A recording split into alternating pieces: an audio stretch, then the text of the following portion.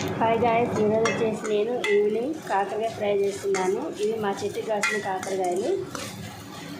మా వాళ్ళకి చేదుగా ఉంటే అసలే తినరనమాట. అందుకని చెప్పేసి చేదుగా లేకుండా చూసారు కదా, ఇలా మొత్తం ఎర్రగా వేయించాలన్నమాట. కొంచెం చేదుగా అసలే తినరు పిల్లలు. వాళ్ళ కోసం అని చెప్పేసి ఫస్ట్ మా చెట్టుకి వెళ్ళిన కాకరకాయలు అయితే ఇప్పుడు నేను వండేస్తున్నాను. ఇక ఈ కూర సరిపోదు కాబట్టి దీనికి ఫ్రై కాబట్టి కొంచెం చారు వేస్తే బాగుంటుందని టమాటా రసం అయితే పక్కన పెట్టేశాను. ఇక టమాటా రసం అయితే తాలింపు వేస్తే కంప్లీట్ అయిపోతుంది. ఇది వచ్చేసి కాకరకాయ ఫ్రై అనమాట. ఇందులో అయితే ఎల్లిపాయ కారం వేస్తాను నేను. ఎల్లిపాయ కారం వేస్తే చాలా టేస్టీగా ఉంటుంది. మీకు కూడా నచ్చితే తప్పకుండా ఫ్రై చేయండి. కాకరకాయ ఫ్రైలో ఎల్లిపాయ కారం వేయండి, బాగుంటుంది.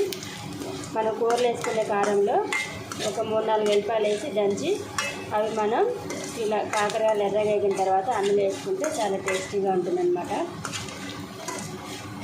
ఓకే ఫ్రెండ్స్, కాకరకాయ అయితే కంప్లీట్ అయిపోయింది. ఇక మనం ఇలా కారం వేసుకుంటే అయిపోతుంది.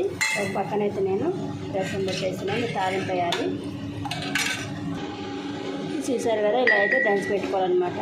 మనకి ఎంత కారం వేసుకుంటాం మనం అంత కారం మాత్రమే తీసుకొని అందులో 4 ఎల్లిపాయలు వేసుకొని దంచి పెట్టుకొని ఇందులో కలుపుకుంటే అయిపోతుంది. చూసారు కదా, మనకి ఏం కావాలంటే అన్నీ.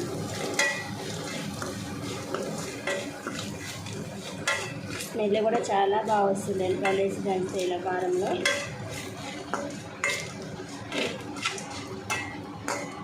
ఓకే ఫ్రెండ్స్, కాకరకాయ ఫ్రై అయితే కంప్లీట్ అయిపోయింది. ఇలా ఎల్లిపాయలు వేసుకొని దంచుకునేటప్పుడు కారంలో కొంచెం లైట్గా ధనియాల పౌడర్ కూడా వేసుకొని ఎల్లిపాయలు దంచుకున్న చాలా బాగుంటుంది. ఓకే ఫ్రెండ్స్, కాకర ఫ్రై అయితే కంప్లీట్ అయిపోయింది. ఇలా ట్రై చేసి చూడండి, అసలు చేదు అనేది ఉండదన్నమాట. పిల్లలు కూడా చాలా ఇష్టంగా తింటారు.